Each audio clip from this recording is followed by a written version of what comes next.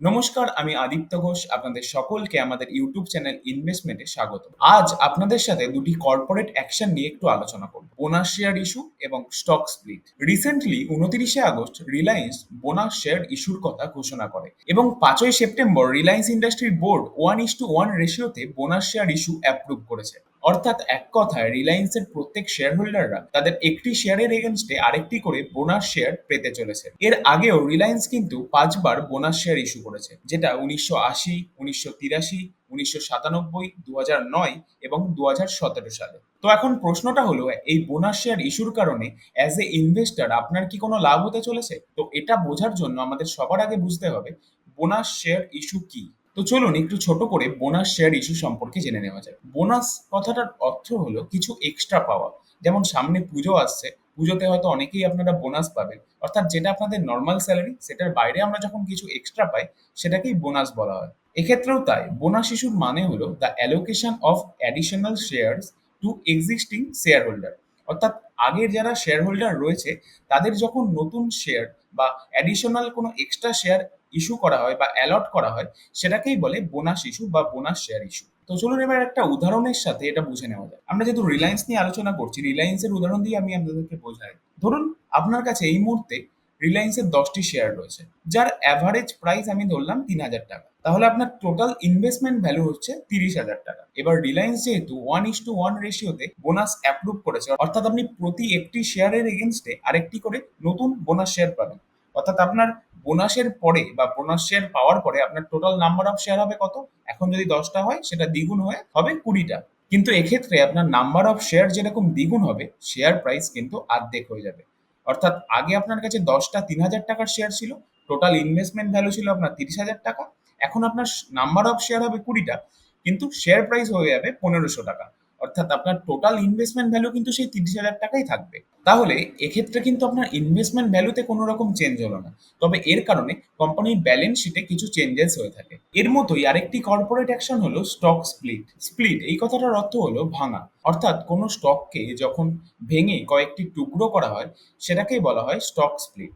Recently Varun beverage 2:5 রেশিওতে stock split announce করেছে। অর্থাৎ তারা তাদের প্রত্যেক দুটো স্টককে ভেঙে 5টা টুকরো করছে। যাদের কাছে আগে দুটো শেয়ার ছিল, সেটা স্প্লিটের পরে ভাগ হয়ে 5টা শেয়ার হয়ে যাবে। অর্থাৎ এক্ষেত্রেও কিন্তু স্টক প্রাইস সেই অনুপাতেই অ্যাডজাস্ট হয়ে যাবে। আমি যদি আপনাদের ভিবিএল এর এক্সাম্পল দিয়ে বোঝাই, স্টকটির এই মুহূর্তে প্রাইস চলছে 1,578 টাকা, অর্থাৎ আমি রাউন্ড ফিগার 1,580 টাকা ধরে নিলাম। আর আমরা দেখলাম যে ভিভিএল এর স্টকটি 2:5 রেশিওতে স্প্লিট হচ্ছে। তার মানে দুটো স্টককে ভেঙে 5টা টুকরো করা হচ্ছে, অর্থাৎ একটা স্টককে টুকরো করা হচ্ছে আড়াইখানা। তাহলে সেই রেশিওতে আমরা যদি ক্যালকুলেট করি, 1,580 ভাগ 2.5, অর্থাৎ স্প্লিটের পরে ভিবিএল এর এক একটা স্টকের প্রাইস হবে 632 টাকার কাছাকাছি। আমি এটা রাফ ক্যালকুলেট করলাম। এখানে আপনাদেরকে আরেকটা কথা বলে রাখি, প্রত্যেকটা কর্পোরেট অ্যাকশন যখন ঘোষণা হয় তার একটা রেকর্ড ডেট থাকে। অর্থাৎ সেই ডেটে ওই কোম্পানির শেয়ার যাদের অ্যাকাউন্টে থাকে তারাই এগুলোর জন্য এলিজেবল হয়। অর্থাৎ বরুণ বেভারেজের ক্ষেত্রে আপনি যদি দেখেন, এর রেকর্ড ডেট রয়েছে 12ই সেপ্টেম্বর, অর্থাৎ আগামীকাল। তো সেই অনুযায়ী আমরা সবাই জানি যে এই মুহূর্তে ইন্ডিয়াতে আমরা যেদিনকে কোনো একটা স্টক কিনি, তার পরের দিন সেটা আমাদের ডিম্যাট অ্যাকাউন্টে ক্রেডিট হয়। অর্থাৎ এইটার জন্য এলিজিবল হওয়ার জন্য এটা বাই করার লাস্ট ডেট কিন্তু আজকে। দেখুন এখানেও লেখা রয়েছে last date to buy for eligibility. অর্থাৎ আজ যারা এই ভিবিএল এর স্টকটি বাই করবে তারাই কিন্তু এই স্প্লিটটার জন্য এলিজিবল হবে। আপনি যদি এখানেও দেখেন চার্টে, এখানে দেখুন একটা এস লেখা রয়েছে, এটা ক্লিক করলে আপনি এখানেও দেখতে পারবেন যে স্প্লিট রয়েছে 5:2 তে। মানে প্রত্যেকটা দুটো শেয়ারকে 5টা টুকরোতে ভাঙা হবে। অর্থাৎ আজকের ক্লোজ প্রাইস অনুযায়ী, মানে আমি যে হিসেবটা করলাম ওটা কিন্তু আজকের যে ক্লোজিং প্রাইসটা থাকবে সেটা অনুযায়ী হবে।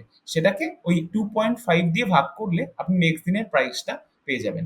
আপনি কালকে একবার এই স্টকটার চার্টটা খুলে দেখবেন, তাহলে আপনার কাছে ব্যাপারটা ক্লিয়ার হয়ে যাবে। এখানে আরেকটা কনফিউশন ক্রিয়েট হয়, যেটা মাঝে মাঝে আমাদের কাছে অনেক কোয়েরি আসে। যেদিনকে ধরুন আপনার এই স্টক প্রাইসটা অ্যাডজাস্ট হয়ে যায়, সঙ্গে সঙ্গে কিন্তু আপনার কোয়ান্টিটিটা অ্যাডজাস্ট হয় না। অর্থাৎ আপনার কাছে যদি এই মুহূর্তে ভিবিএল এর শেয়ার থাকে দুখানা, কালকে দেখবেন আপনার শেয়ার প্রাইসটা হয়তো কমে গেছে, কিন্তু আপনার কোয়ান্টিটিটা কিন্তু সঙ্গে সঙ্গে ইনক্রিজ হবে না। সেটা অ্যাডজাস্ট হতে 3 থেকে 4 দিন সময় লাগে। তো আপনারা কেউই ঘাবড়াবেন না। সেটা আপনারা যদি আপনাদের ডিম্যাট অ্যাকাউন্টে যদি ওই রেকর্ড ডেটের মধ্যে আপনাদের যদি শেয়ার থেকে থাকে, আপনারা তার এগেনস্টে যে স্প্লিট আছে বা যে বোনাস ইস্যু আছে সেটা কিন্তু পেয়ে যাবেন।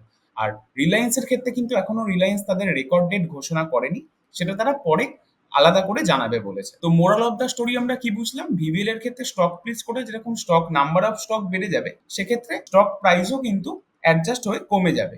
সেক্ষেত্রে আপনার ইনভেস্টমেন্ট ভ্যালু কিন্তু এক্ষেত্রেও সেমই থাকবে। অর্থাৎ এক্ষেত্রেও মানে স্টক স্প্লিট হলেও কিন্তু আপনার ইনভেস্টমেন্ট ভ্যালু কোনো চেঞ্জেস হচ্ছে না। তবে এই বোনাস শেয়ার ইস্যু বা স্টক স্প্লিটের কারণে কিন্তু আমরা শেয়ারগুলিতে কিছু অ্যাক্টিভিটি লক্ষ্য করতে পারি। যেমন আজকে ধরুন আপনি যদি ভিভিএল এর স্টকটি দেখেন, এটা কিন্তু আজকে প্রায় 4% এর একটা আপমুভ দেখিয়েছে। কারণ আজকেই হচ্ছে স্টকটা বাই করার লাস্ট দিন। যারা আজকে বাই করবে তারাই একমাত্র এই স্প্লিটটা অর্থাৎ যে নতুন শেয়ারটা তাদের অ্যাকাউন্টে পাবে। আর আপনি যদি এর পর থেকে কাল থেকে কেনেন, কালকে আপনি যে প্রায় কম দাম মানে অ্যাডজাস্টেড প্রাইসেই কিনবেন এবং আপনি ১ পিস কিনলে সেটার এগেইনস্টে ১ পিসই থাকবে। আপনি নতুন করে কোনো এক্সট্রা শেয়ার পাবেন না। তাহলে আশা করি আপনারা বোনাস শেয়ার ইস্যু এবং স্টক স্প্লিট ব্যাপারটা বুঝতে পেরেছেন।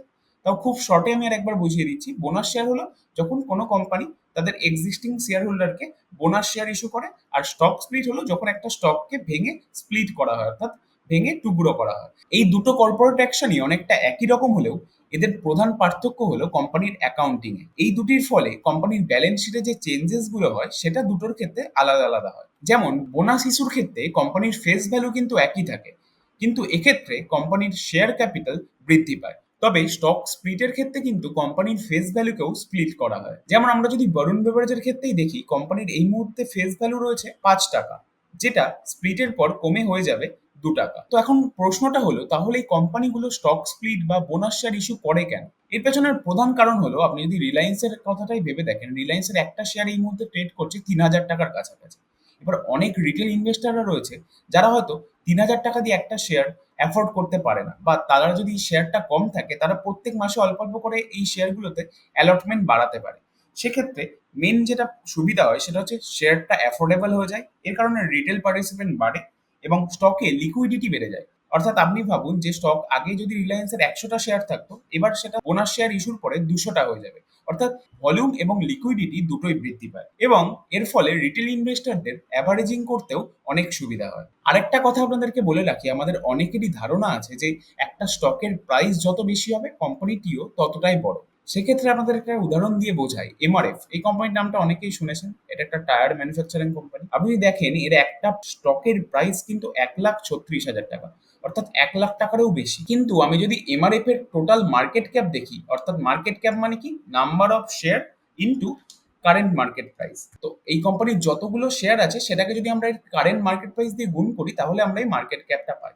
সেই অনুযায়ী আমরা যদি দেখি, এমআরএফ এর মার্কেট ক্যাপ হলো ৫৭,০০০ কোটি টাকার কাছাকাছি। অপরদিকে আমি যদি সুজলন দেখি, আপনারা দেখবেন সুজলনের শেয়ার প্রাইস কিন্তু মাত্র ৮১ টাকা ৯৫ পয়সা, অর্থাৎ ১০০ টাকারও কম। কিন্তু আমরা যদি এর মার্কেট ক্যাপ দেখি তাহলে দেখবো এর মার্কেট ক্যাপ ১,১০,৮৭৭ কোটি টাকা। অর্থাৎ এর স্টক প্রাইস অনেক কম হলেও মার্কেট ক্যাপ অনুযায়ী কিন্তু এটা এমআরএফ এর থেকেও বড় কোম্পানি। অর্থাৎ এর থেকে আমরা বুঝতে পারছি যে শুধু স্টক প্রাইস দেখে কোন কোম্পানিটি বড় কোনটা ছোট এটা কিন্তু বিচার করা ঠিক নয়। আমাদের সেটা দেখতে হবে যে কোম্পানিটির মার্কেট ক্যাপ কত। এই অনুযায়ী কোম্পানি কিন্তু একটা কোম্পানি লার্জ ক্যাপ না মিড ক্যাপ না স্মল ক্যাপ এইভাবে কিন্তু ভাগটা হয়। মার্কেট ক্যাপ অনুযায়ী ভাগ হয়, স্টক প্রাইস অনুযায়ী নয়। আশা করি আপনারা স্টক স্প্লিট এবং বোনাস ইস্যু বুঝতে পেরেছেন। ভিডিওটি ভালো লাগলে অবশ্যই একটি লাইক করতে ভুলবেন না। আর আপনাদের যদি এরকম আরো কোনো অন্য বিষয় নিয়ে কনফিউশন থাকে আপনারা কমেন্ট করে অবশ্যই জানাবেন। আমরা চেষ্টা করব সেগুলো নিয়ে ভিডিও বানানোর। তো আজকের মতো এখানেই শেষ করছি। ধন্যবাদ।